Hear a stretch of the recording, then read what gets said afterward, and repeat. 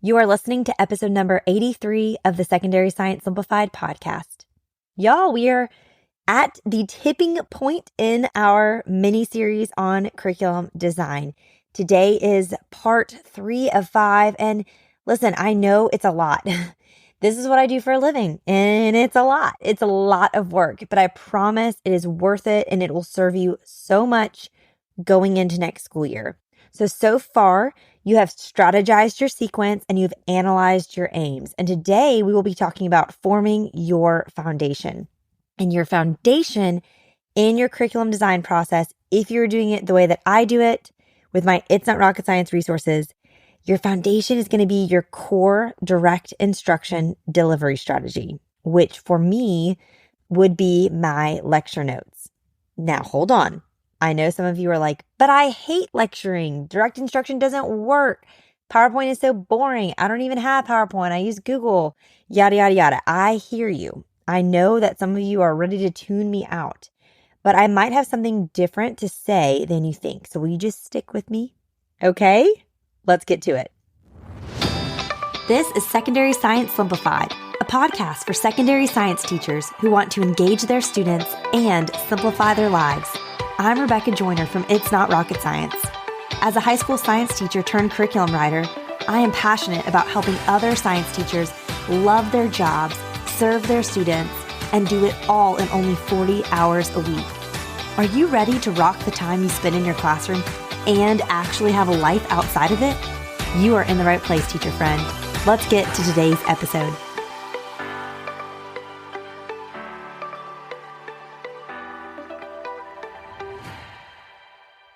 So at the start of this podcast, you may have gotten the ick. You know, you've heard your high school students say before, the ick. And I just want you to do me a favor though. Just stick with me and hear me out on this. I think hearing some context for this will be helpful for you and for why I refer to my lecture notes as the foundation of my curriculum. So a little background is I'm sharing my personal process for designing curriculum. It has worked very well for me personally with my students over the last decade, and it has worked really well for me as I've written curriculum for y'all through It's Not Rocket Science. Now, I know there are so many different ways that you can write curriculum, and you don't have to do it my way, but I'm simply sharing my process because you all have asked for it.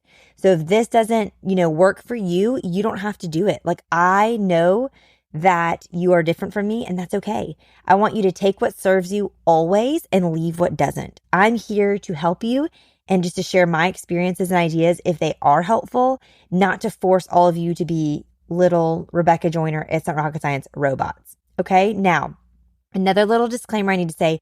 So in my curriculum design process, I actually do parts 3 and 4 at the same time in real life. So like right now, while I'm writing this chemistry curriculum, I'm doing this part of forming the foundation alongside part 4, which is coming next week. But for the sake of this audio and this being manageable for you to attempt to do on your own, we're going to save part 4 for next week. That's the building the backbone of your course, which is your hands-on instructional resources. So note, today we're forming the foundation. Next week, we're building the backbone. Foundations and backbones have different purposes. There's going to be a whole housing analogy coming for you in the next episode, so just hang on for that. So we're just going to start today with forming the foundation, which is whatever you're going to be using for your direct instruction resources. For me, that's going to be my lecture notes, which I use in a PowerPoint form, which is completely compatible with Google Slides. And then my students are doing Cornell note outlines. So I'm going to talk about both of those today, why I've chosen this, why this is part of my process, how I do this practically. And then we're going to kind of get into a little bit how to really make this as succinct as possible.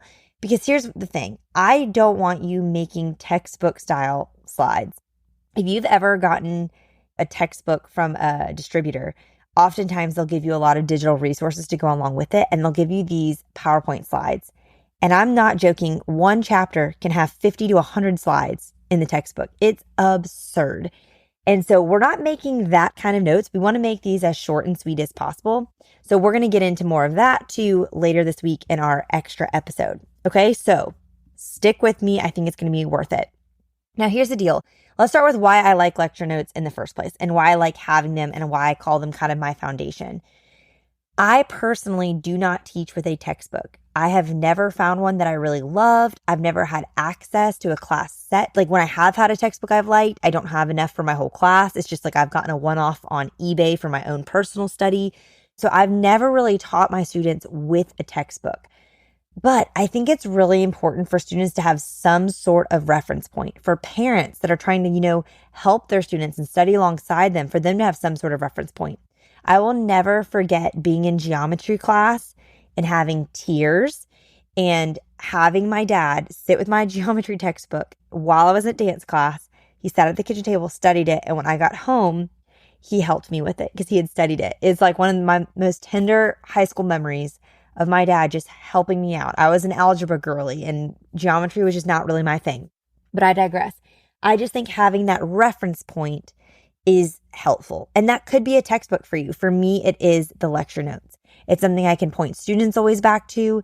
It kind of feels like a safe space for students, and it's something I can point parents to as well. I feel like it doesn't matter how many inquiry activities I do or how many days we spend in lab. If I don't lecture on a concept, even just a little bit, my students will say, "You never taught me this." If we don't take notes on it of some sort, they will be like, "We didn't learn this." And so this helps kind of with that argument to have some sort of notes. And I will also say too, I do think it's important for students to be able to experience direct instruction and learn how to stay engaged in it. College and post-secondary studies have changed a lot since I was in college. I know that. But lecture is still a big part of it, especially if you are at one of the large universities like I went to, like Clemson, when you're still in lecture halls with 300 other students. Okay, so I don't want students to get to college and have that be their first experience, even though I know not every student will get there. So I think some pieces of lecture are good for them. Additionally, I think some students really need it. I think that writing notes, I do feel like there is evidence that backs that writing things down helps with their memory. I also think it's just good for the rhythm of your class. I think when I say some students need it, I mean like their personalities. I think about some of those really introverted students I've had over the years. And the longer I taught, the more I did inquiry activities and partner work and group lab investigations and projects. And it was really draining for a lot of my really introverted students that were having to put a lot of social energy out there to engage in these discussions and things like that. And I know there's independent study and stuff too. That's an important part of class. But I just think the direct instruction was a nice breather for some of them to have less intense parts of class. And it was a good breather for me in terms of the healthy rhythm of my class, not having to be so high intensity, high energy all the time like I am in the middle of a lab day. So I think there's some balance to it. I also do not think direct instruction should be passive at all.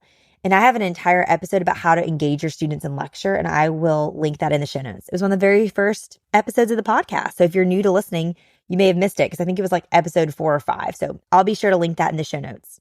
All right, so that's kind of why I like having some lecture notes. Now let's talk about how I actually do it. I use PowerPoint just because that's what I have. I like that the newest versions of PowerPoint, the .pptx files, they convert to Google Slides seamlessly. So when I'm sharing these with other teachers, of course, that's something I have to think of. You don't need to worry about, but it works with Google Slides too. So what I do is I've already at this point, with my sequencing and with analyzing my aims, I've already divided every unit into concepts. And that those concepts have those practical objectives and key vocabulary under them. And I told you all I shoot for 3 to 6 concepts per unit. That feels like a reasonable size. If I feel like it's getting bigger than that, I tend to have to split it into 2 units. I was just emailing with someone today because when I first wrote my physical science curriculum, I had energy, electricity, and magnetism all in one unit. It was like a mega unit. It was nuts. And it was just way too much. And so I ended up splitting it, energy on its own, electricity and magnetism on its own. But when you buy the bell ringers, they're still kind of grouped how that was. And I'm hoping to do a little facelift of physical science after I do chemistry and after I recover from writing chemistry. But I'll separate that out then if I do. But just thinking, I've really just, from my own experience, 3 to 6 concepts is max. And then I don't like to test on more than 3 or 4 concepts at a time. So if it's a 6 concept unit, I split it into 2 tests. So for example, my chemical bonds unit in my chemistry curriculum that I'm currently writing, it has 6 concepts. So there's 2 tests in there. It's for the first 3 concepts and the last 3. So that's just another little side note for you. So I like to have one PowerPoint though for each concept. And some of mine some are short, some are 8 to 10 slides, some are longer, some are like 30 slides. But one thing I want to really emphasize is just because a concept has 30 slides of lecture notes does not mean that you should sit and lecture through 30 slides in sequence. My goal is never to be lecturing for more than 15 minutes at a time. Obviously, sometimes it's less than that. Sometimes it ends up being a little bit more, but 15 minutes at a time is my goal. And so I still like to keep the lecture notes all for one concept in one file, but I put little slides in there that are transition slides that will say like practice or lab. So I know like this is where we're going to stop and do a practice. This is where we're going to stop and do a lab. I think building in those pauses and transitions is really, really helpful. And I like the slide because it cues me to remember that. So I'm going to make a PowerPoint for each concept. And then I'm going to study, especially if it's new content or content I haven't thought about in a really long time. Okay. So for example, when I started writing this chemistry curriculum, I've been writing it since being in the classroom full time. Okay. So I haven't thought about chemistry content in a long time. So I've had to study to do refreshers. I've watched lecture videos on YouTube from other teachers. I've watched crash course videos. I've watched TED Ed talks. I have 3 chemistry textbooks in my possession right now from eBay that I've just been reading and studying. So if it's a new content, I recommend studying. So one concept at a time, just reading the content, watching videos on that specific content at a time, and then translate that into as minimal words and thoughts as possible on your slides. I like to have kind of one thought really per slide that's kind of fleshed out. As few words as possible, as many pictures and diagrams as you can get as possible. Now, when I was writing curriculum just for my own personal use, I was able to put in a lot more diagrams and pictures and stuff. But now that I sell my resources, I have to purchase every single picture and diagram and graph for commercial use, or I have to make it myself. I'm not a graphic designer, so I've done the best that I can, but I would put even more pictures in it if I wasn't selling my resources. So I want to encourage you, lots of pictures.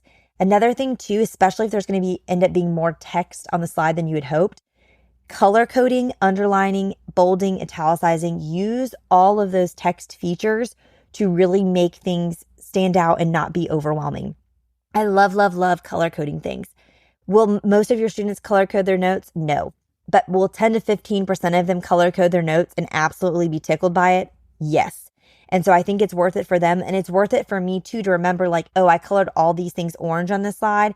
That reminds me that they're connected. I need to make this point here. Also, in terms of animations, I don't do anything that's like swooping in or spinning or sound effects, but I do use a simple click in animation for every single bullet point so that only one shows at a time. I find this is really a lot less overwhelming for students if only one thing is showing at a time, and you kind of build on it from there. I also use the notes section of my slides to write notes for myself, to remind myself of some real world examples, questions I could be asking students, phenomena. If I found a great little video that has a great illustration, during my studies, I'll link that in the notes section of the slide so that I'll remember when I'm teaching that slide, oh yeah, remember, talk about this or make a connection here.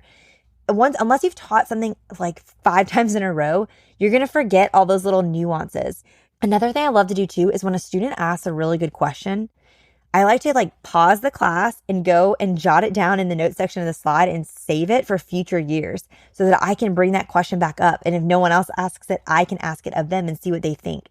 So I use that notes section a lot for myself when I'm creating these slides. Now, for my students, after I've kind of made my lecture notes, I make them a Cornell note outline for their student packets that I give them.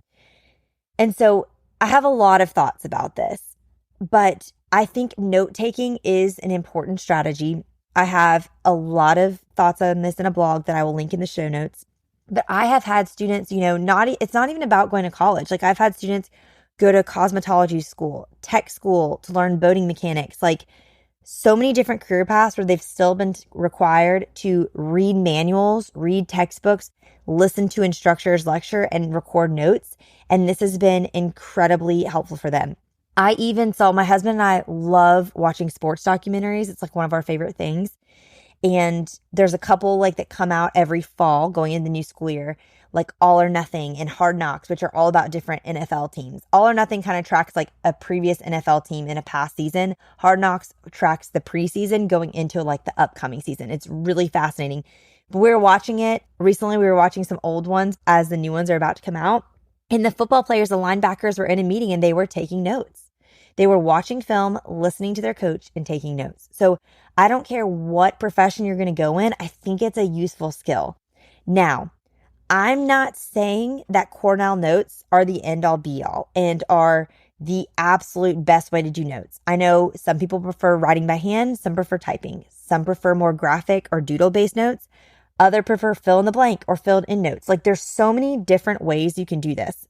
Now, I have personally chosen Cornell notes because I have found they work really well for me and my students, and they serve the most students. And I'll explain why in just a minute, why I prefer them kind of to doodle notes. But if you don't know, Cornell Notes is just like a note-taking method that was made popular by a professor at Cornell University in New York.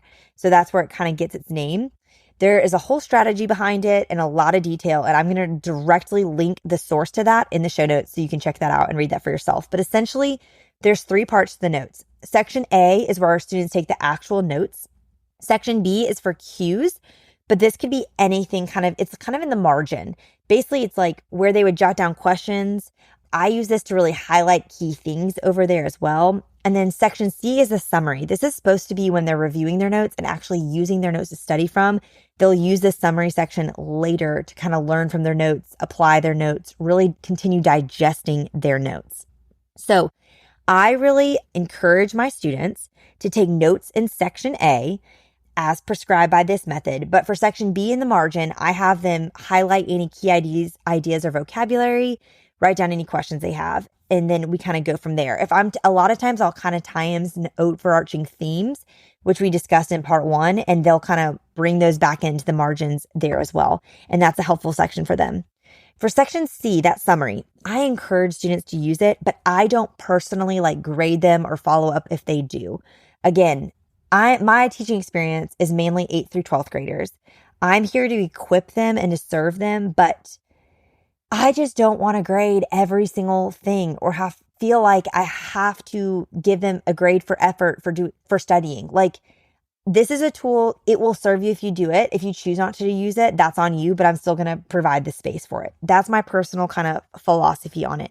But, I've had other teachers who have used it and they've made sure they've done homework grades for filling out the summary section. That's totally up to you and if you want to do it or not.